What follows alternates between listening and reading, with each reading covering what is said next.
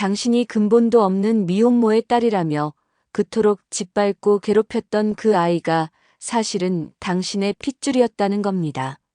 민경채 씨. 차가운 얼음 조각 같은 목소리가 민강유통 이사회실의 무거운 공기를 갈랐습니다. 모든 이사들의 시선이 경악과 불신에 휩싸여 단상에 선 루시아, 아니 백설이에게 고정되었습니다. 그녀를 해임하기 위해 긴급 소집된 이사회는 순식간에 거대한 진실의 법정으로 변했습니다. 민경채 사장의 얼굴에서 오만했던 비웃음이 싹 가셨습니다. 그녀의 입술이 경련하며 파르르 떨렸습니다. 무슨 헛소리야 지금. 민경채가 목소리를 높였지만 그 끝은 공포로 미세하게 갈라지고 있었습니다. 어디서 감히 이 신성한 이사회에서 당장 저 여자 끌어내. 보안팀, 뭐해. 하지만 백설이는 눈 하나 깜빡하지 않았습니다. 그녀는 민경채와 이사회를 둘러싼 모든 위선자들을 차례로 응시했습니다. 제 정체부터 밝혔어야 했군요. 제 본명은 루시아가 아닙니다. 4년 전 이 회사 옥상에서 당신들의 탐욕 때문에 억울하게 죽어간 백미소. 제가 피눈물로 키운 딸의 엄마 백설이입니다. 백설의? 백미소의 엄마. 구석에서 서류를 검토하던 김선재 변호사의 펜이 종이를 찢을 듯이 멈췄습니다. 그의 완벽하게 관리되던 포커페이스에 처음으로 균열이 가기 시작했습니다. 민경채가 다시 비웃음을 되찾으려 애썼습니다. 복수. 고작 그거였어? 죽은 딸 복수하겠다고 민두식 회장님을 속이고 이 자리까지 기어올라. 니년의 그 더러운 복수극도 오늘로 끝이야. 넌 회장 대행에서 내려와야 되는 신세라고. 복수요? 맞습니다. 백설이는 민경채의 발악을 차갑게 쏘아붙였습니다. 하지만 지금 제 복수의 첫 번째 대상은 민강유통이 아니라 바로 당신입니다. 민경채 씨. 당신이 4년 전, 아니 20년 전부터 저지른 그 죄악에 대해서 백설이가 두툼한 서류 봉투를 테이블 위로 던졌습니다. 서류들은 미끄러지며 정확히 민경채의 앞에 멈춰 섰습니다. 20년 전 날짜가 찍힌 미국의 한 병원 출생 증명서 사본, 그리고 백미소와 민경채의 유전자 검사 결과지였습니다. 그게 뭔데? 민경채의 손이 서류를 향해 다가가다 말고 허공에서 떨었습니다. 백미소. 제가 낳은 친딸이 아닙니다. 백설이의 목소리가 사형 선고처럼 울렸습니다. 미소는 당신이 20년 전 미국에서 유학 중일 때 몰래 낳고 당신의 앞길에 방해가 된다며 쓰레기처럼 버린 당신의 친딸입니다. 거짓말. 이건 다 거짓말이야. 민경채가 비명을 지르며 자리에서 일어났습니다. 의자가 뒤로 넘어가며 요란한 소리를 냈습니다. 서류들이 바닥으로 폭풍처럼 흩어졌습니다. 니년이 감히 날 모함해? 내가, 이 민경채가 그런 근본 없는 애를 낳았을 리가 없어. 아버지가 누군지도 모르는 그런 애를. 아버지가 누군지 왜 모릅니까? 당신이 더 잘 알 텐데요. 백설이는 흩어진 서류 중 하나를 주워 민경채의 얼굴 앞에 들이밀었습니다. 당신이 그토록 혐오하고 짓밟았던 백미소. 당신의 커리어에 흠집이 날까봐, 민두식 회장에게 버림받을까봐 두려워 매정하게 버렸던 당신의 핏줄입니다. 당신이 4년 전 옥상에서 죽어버리라고 독서를 퍼부었던 그 아이가 바로 당신 딸이었다는 겁니다. 민경채 씨. 민경채의 호흡이 거칠어졌습니다. 눈앞이 흐려지고 4년 전 옥상 난간에 위태롭게 서 있던 미소의 절망 어린 눈빛이 떠올랐습니다. 자신이 경멸했던 바닥 인생, 그 추악한 과거가 바로 자기 자신이었음을 깨달은 충격이었습니다. 그녀는 자신의 귀를 막으며 고개를 저었습니다. 아니야. 그럴 리가 없어. 이제 두 번째 진실입니다. 백설이의 얼음장 같은 시선이 이번에는 김선재 변호사에게 향했습니다. 김선재는 자신을 향하는 그 시선의 본능적인 위험을 감지하고 마른 침을 삼켰습니다. 그는 애써 태어난 척 서류를 정돈하려 했지만 손의 미세한 떨림은 감출 수 없었습니다. 김선재 변호사. 백설이가 천천히 그에게 다가갔습니다. 당신은 왜 4년 전 백미소의 죽음을 그렇게 필사적으로 덮었습니까? 단순히 민경채 사장에게 충성하기 위해서? 아니면 당신의 추악한 과거가 함께 드러날까봐 두려웠기 때문입니까? 무슨 소리를 하는 겁니까? 김선재가 안경을 고쳤으며 목소리를 가다듬었습니다. 전 그 아이와 아무런 관련이 없습니다. 당시 경찰 조사는 명백한 자살로. 당신과 관련 있는 아이는 백미소가 아니죠. 백설이의 한마디에 김선재의 심장이 바닥으로 떨어지는 듯 했습니다. 20년 전 로스쿨 시절. 당신의 야망을 위해 매몰차게 버렸던 백설이라는 여자. 기억합니까? 김선재의 동공이 지진이라도 난 듯 격렬하게 흔들렸습니다. 그의 눈앞에 선 루시아의 얼굴이 20년 전 자신이 야망과 맞바꾸며 버렸던 가난한 연인 백설이의 얼굴과 정확히 겹쳐졌습니다. 그의 완벽했던 가면이 산산조각 났습니다. 설마 당신이? 맞아요. 접니다. 김선재 씨. 당신이 당신의 빛나는 미래를 위해 쓰레기처럼 버렸던 여자. 당신은 몰랐겠죠. 우리는 그저 스쳐가는 인연이었으니까. 하지만 전 그 스쳐가는 인연의 대가를 평생 짊어져야 했습니다. 제가 당신의 아이를 낳았다는 걸. 이 사회의 침묵 속에서 민수정이 입을 틀어막았습니다. 세상에, 그럼 백미소가 김 변호사의 딸이었다고? 아니요. 백설이가 다시 한번 모두의 예상을 깨부쉈습니다. 그녀의 눈에 순간 처절한 고통이 스쳤습니다. 거기서 모든 비극이 시작된 겁니다. 20년 전 그날 밤, 우리가 아이를 낳은 그 병원에서 민경채 씨도 몰래 아이를 낳았습니다. 그리고 그날 밤 병원에 큰 불이 났습니다. 백설이는 떨리는 숨을 깊게 내쉬었습니다. 화마 속에서 아수라장이 된 신생아실에서 아기들이 뒤바뀌었습니다. 민경채가 넋이 나간 얼굴로 고개를 들었습니다. 김선재는 숨 쉬는 것조차 잊은 듯 했습니다. 그렇다면 민경채의 목소리가 기어들어갔습니다. 예상되겠죠? 제가 낳은 아이 김선재 변호사 당신의 친딸은 당신들이 20년간 민강 유통의 공주처럼 애지중지 키운 당신의 동생 민세리입니다. 뭐라고? 김선재가 의자에서 굴러떨어질 듯 비틀거렸습니다. 자신이 평생을 바쳐 모신 민강 유통의 후계자, 민경채의 동생으로만 알았던 민세리가 자신이 존재조차 몰랐던 자신의 핏줄이었다는 사실.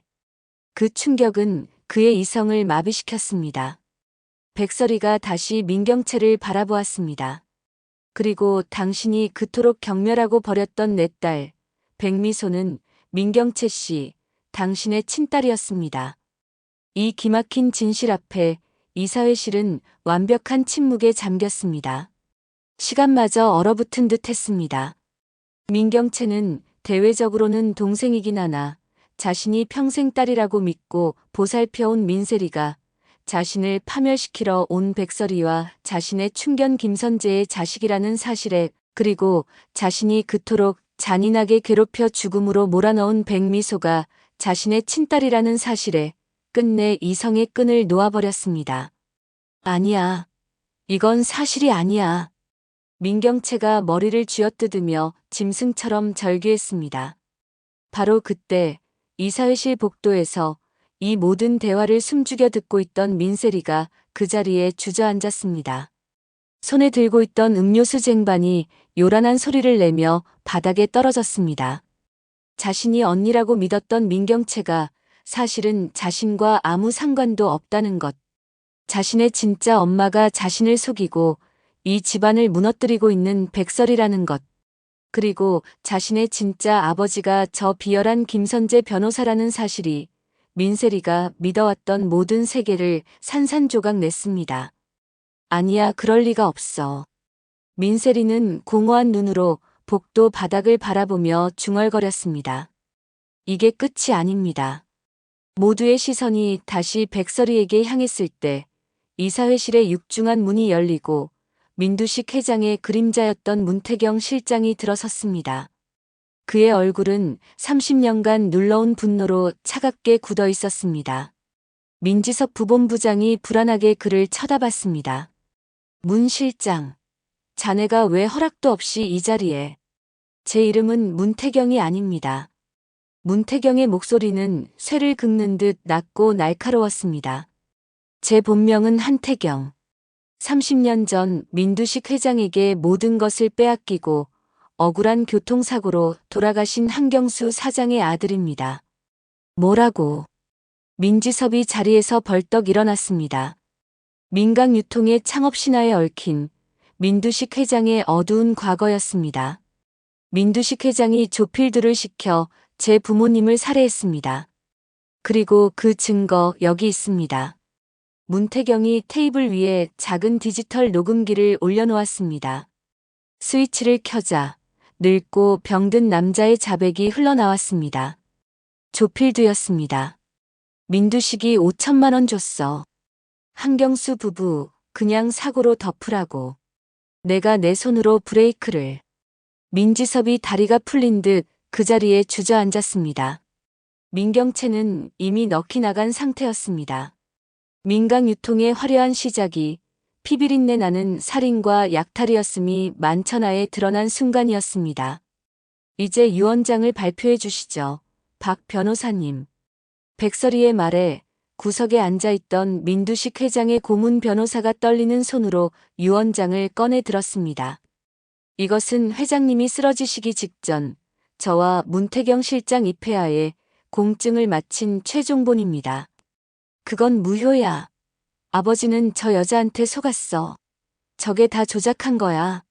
민경채가 마지막 발악을 했지만 변호사는 흔들림 없이 유언장을 읽어 내려갔습니다.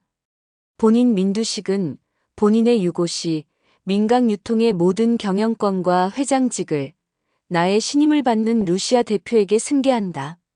안 돼. 민경채의 절규가 이사회실을 찢었습니다. 그리고 김선재 변호사. 백설이가 또 다른 두툼한 서류 뭉치를 김선재의 앞에 던졌습니다. 그것은 민강 유통의 수백억 대 비자금 내역이 담긴 비밀 장부였습니다. 문태경 실장이 수년간 모은 민두식 회장의 범죄 증거입니다. 당신이 문 실장 방에서 훔쳐간 원본은 가짜였습니다. 이건 진본 사본이고 원본은 이미 검찰에 넘어갔습니다. 백설이가 경멸과 연민이 뒤섞인 눈으로 김선재를 내려다보았습니다. 참 우습죠. 당신은 당신의 야망을 위해 그리고 민세리를 지킨다는 명목하에 백미소의 죽음을 덮었습니다. 하지만 결국 당신은 당신의 친딸인 민세리를 위해 충성한 것이 아니라 당신이 그토록 충성하는 민경채의 친딸인 백미소에게 씻을 수 없는 범죄를 저지른 겁니다. 당신의 야망이 당신 딸의 친엄마를 파멸시키고 당신이 모시던 주인의 친딸을 죽게 만든 이 아이러니를 이제 알겠습니까? 김선재는 더 이상 아무런 변명도 하지 못했습니다. 그의 명석했던 두뇌는 정지했습니다. 그의 인생 전체가 거대한 악몽이자 추악한 아이러니에 불과했음을 깨달았습니다. 바로 그때 이사회실의 문이 거칠게 열리고 검찰 수사관들이 닥쳤습니다. 김선재 변호사. 특정경제범죄 가중처벌 등에 관한 법률 위반, 업무상 횡령 및 증거인멸 혐의로 긴급 체포합니다. 차가운 수갑이 채워지는 소리가 이사회실을 울렸습니다. 김선재는 자신이 20년 전 야망을 위해 버렸던 그 과거에 발목이 잡혀 속죄할 기회조차 없이 나락으로 떨어졌습니다. 텅 빈 이사회실 민경채만이 홀로 남아 바닥에 흩어진 유전자 검사지를 미친 사람처럼 붙잡고 있었습니다. 내가 내 딸을. 미소야, 내가 미안하다. 이제 알겠습니까? 백설이가 민경채 앞에 다가와 차갑게 말했습니다. 당신이 가장 경멸하고 가장 잔인하게 짓밟았던 그 아이가 당신 자신이었다는 걸. 당신의 교만과 탐욕이 당신의 딸을 죽였다는 걸 이제야 알겠냐고 물었습니다. 민경채 씨. 민경채는 대답 대신 짐승 같은 울음소리를 터뜨렸습니다.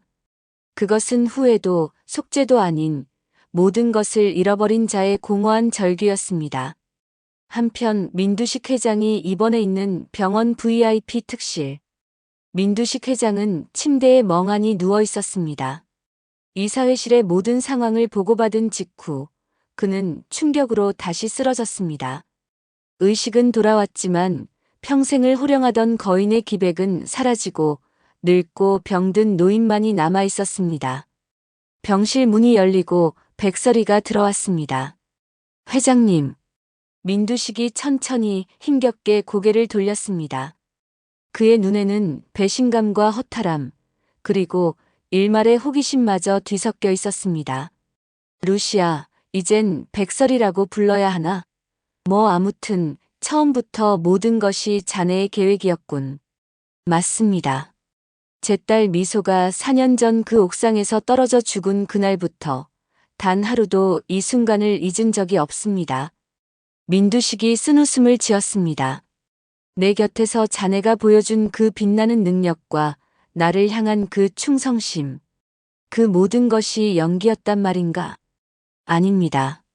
백설이의 목소리는 단호했습니다. 사람에 대한 진정성까지 거짓은 아니었습니다. 회장님을 경영인으로서는, 한 인간으로서는 존경했습니다. 하지만 회장님은 제 딸을 죽음으로 몬 괴물들을 비호했습니다. 회장님의 방식이 틀렸다는 걸 증명하고 싶었던 것도 진심입니다. 하지만 제 딸 미소의 억울한 죽음보다 그 어떤 가치도 우선일 순 없었습니다. 민두식 회장님, 미안하다고 하시면 그 마음은 받아들이겠습니다. 하지만 용서할 순 없습니다. 백설이가 창밖의 거대한 민강 유통 사옥을 바라보며 말했습니다. 회장님이 평생을 바쳐 만든 이 민강 유통. 이제 제가 맡겠습니다. 사람을 짓밟고 시체 위에 세운 회사가 아니라 사람을 살리는 제대로 된 회사로 만들 겁니다. 그럴 수 있을 것 같으냐? 민두식이 가쁜 숨을 몰아쉬며 말했습니다. 해볼 겁니다. 제 딸 미소를 위해서라도요. 그때 문태경이 병실로 들어왔습니다. 민두식은 문태경을 보자 모든 것을 체념한 듯 길게 한숨을 내쉬었습니다. 문태경 실장, 한경수의 아들. 문태경은 아무런 감정 없는 얼굴로 민두식에게 서류 뭉치를 건넸습니다. 조필두의 자백진술서 원본과 제 부모님 교통사고 기록 원본입니다. 검찰에 넘어간 것은 사본입니다. 문태경은 서류를 민두식의 침대 옆 탁자에 조용히 놓았습니다. 곧 살인교사 혐의로 기소될 겁니다.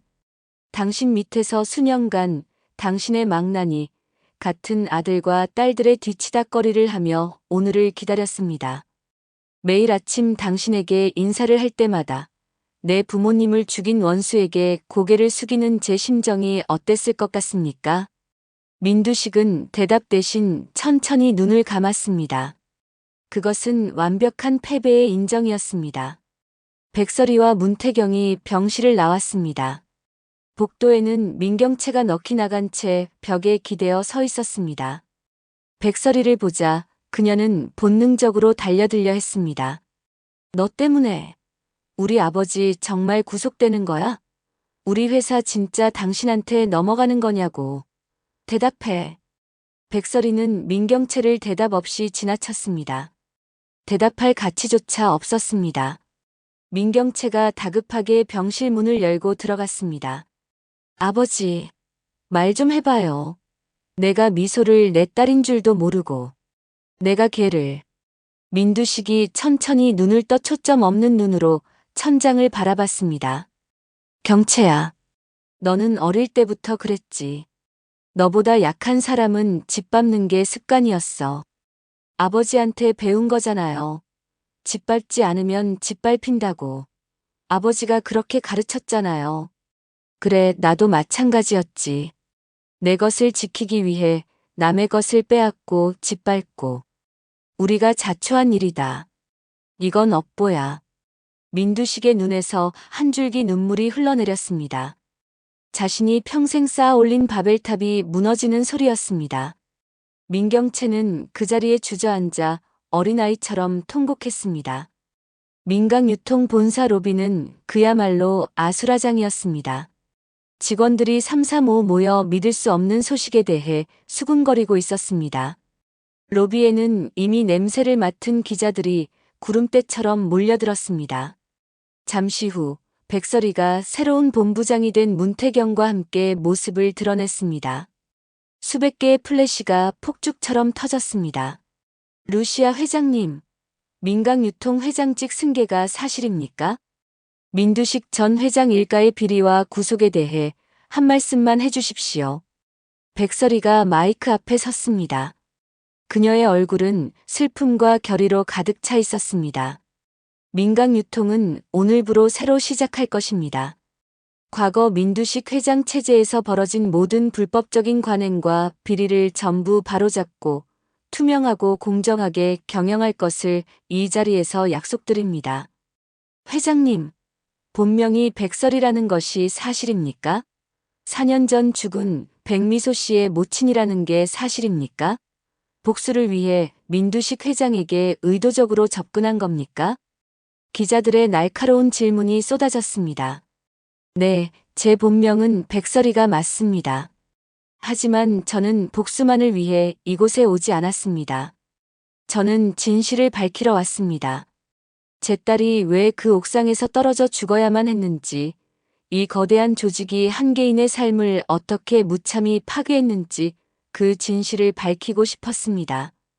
백설이는 흔들림 없는 눈으로 카메라를 응시했습니다. 같은 시각 서울중앙지검 조사실이었습니다. 김선재가 수갑을 찬 채 검사 앞에 고개를 숙이고 앉아 있었습니다. 김선재 씨, 민두식 회장 지시로 수백억 원의 비자금을 조성하고 횡령한 혐의 인정하십니까? 이 비밀장부 전부 김선재 씨 필체네요. 검사가 산더미 같은 증거물을 내밀었습니다. 김선재는 입을 열지 못했습니다. 그가 평생을 바쳐 쌓아 올린 명예와 그 모든 것을 가능하게 했던 그의 명석한 두뇌가 결국 자신을 차가운 교도소로 이끌었습니다. 곧이어 교도소 호송차가 검찰청 앞에 도착했습니다. 환자복을 입고 휠체어를 탄 민두식이 수사관들에 의해 차에 올라탔습니다. 민두식 회장님, 한경수 사장 살인 교사 혐의 인정하십니까? 국민들에게 하실 말씀 없으십니까? 민두식은 기자들의 외침에 아무런 대답도 하지 않았습니다. 차 문이 닫히고 한때 대한민국 경제를 주무르던 거인은 그렇게 역사의 뒤안길로 쓸쓸히 사라졌습니다. 며칠 후 민강유통 회장실이었습니다. 백설이는 민두식이 앉았던 거대한 의자에 앉아 있었습니다. 책상 위에는 민두식의 화려한 물건들 대신 백미소의 활짝 웃는 사진이 담긴 액자가 놓여 있었습니다. 미소야, 엄마가 해냈어. 백설이의 눈에서 그동안 참아왔던 뜨거운 눈물이 흘러내렸습니다. 처절했던 복수는 끝났지만 딸을 향한 그리움은 더욱더 사무치게 파고들었습니다. 그때 노크 소리가 들리고 문태경이 들어왔습니다. 축하드립니다, 백설의 회장님. 백설이가 서둘러 눈물을 닦으며 미소 지었습니다. 고마워요, 문태경 본부장. 태경 씨가 없었다면 저 혼자서는 절대 해내지 못했을 거예요. 저도 마찬가지입니다. 회장님이 아니었다면 전 아직도 민두식 밑에서 복수의 칼날만 갈고 있었겠죠. 영원히 기회도 얻지 못하고. 이제 뭐 하실 거예요? 태경 씨의 복수도 끝났잖아요. 이제 자유롭게 떠나셔도 돼요. 그동안 받지 못한 보상도 두둑이 챙겨드릴게요. 문태경이 고개를 저었습니다. 아니요. 여기 남겠습니다. 백설의 회장님 밑에서 이 회사를 바로 세우는 일을 돕고 싶습니다. 제 부모님이 꿈꿨던 회사가 이런 비리와 살인으로 얼룩진 모습은 아니었을 겁니다. 저도 제 부모님께 떳떳한 아들이 되고 싶습니다. 백설이가 손을 내밀었습니다. 그럼 앞으로 잘 부탁해요. 두 사람은 과거의 복수자에서 미래의 동반자로 굳게 악수했습니다. 그날 오후 백설이는 4년 전 미소가 떨어졌던 그 옥상에 올라갔습니다. 차가운 바람이 그녀의 머리카락을 흩날렸습니다. 난간에는 이미 누군가가 가져다 놓은 하얀 국화 꽃다발이 놓여 있었습니다. 그때 뒤에서 조심스러운 발소리가 들렸습니다. 민셀이었습니다. 며칠 사이 헬쑥해진 얼굴이었지만 과거의 철없던 모습은 사라지고 눈빛은 전보다 단단해져 있었습니다. 엄마. 백설이가 천천히 돌아봤습니다. 그 한마디에 심장이 내려앉는 듯 했습니다. 세리야. 저 이제 뭐라고 불러야 할지 모르겠어요. 회장님이라고 불러야 하나요? 아니면 지금처럼 엄마라고 불러. 넌 20년 만에 찾은 내 진짜 딸이잖아. 백설이의 말에 민세리의 눈에 그렁그렁 눈물이 고였습니다. 저 믿지 않으세요? 제가 미소 언니의 자리를 차지하고 있었던 거잖아요. 저는 김선재 변호사의 딸이고 모든 걸 망친 사람들의 핏줄인데. 너의 잘못이 아니야, 세리야. 넌 아무 잘못 없어. 모든 건 우리 어른들의 탐욕과 이기심 때문이었어. 민세리가 다가와 백설이를 천천히 그리고 어색하게 안았습니다. 백설이도 자신의 딸을 힘껏 껴안았습니다. 20년 만에 이뤄진 너무나도 늦어버린 슬프고도 기쁜 포옹이었습니다. 미안해요, 엄마. 그리고 미소 언니한테도 너무 미안해요. 바람이 불어 난간에 놓인 국화 꽃잎이 두 사람의 머리 위로 흩날렸습니다. 한편 민두식이 수감되어 있는 교도소 면회실. 수의를 입은 민두식이 무거운 표정으로 앉아 있었습니다. 맞은편에 문태경이 앉았습니다. 왜 왔나? 승자의 여유인가? 이 늙은이를 비웃으러 건가? 민두식의 목소리는 완전히 갈라져 있었습니다. 마지막으로 물어볼 게 있어서 왔습니다. 뭔데? 후회하십니까? 문태경의 조용한 질문에 민두식은 한참 동안 침묵했습니다. 그는 자신의 거칠어진 손등을 내려다보았습니다. 모르겠다. 민두식이 입을 열었습니다. 후회한다고 해서 너의 부모님이 돌아오나? 내가 잃어버린 내 회사가 내 자식들이 돌아오는가? 아니요. 그럼 됐다. 그 질문에 대한 답은 나도 모르겠어. 이젠 아무것도 모르겠다. 문태경이 자리에서 일어났습니다. 다시는 찾아오지 않을 겁니다. 거기서 평생 당신이 저지른 일들을 곱씹으며 지내십시오. 문태경이 차갑게 돌아서 나갔습니다. 민두식은 텅 빈 면회실에 홀로 남아 깊고 어두운 공허 속으로 가라앉았습니다. 시간이 흘러 민강유통 본사 대강당이었습니다.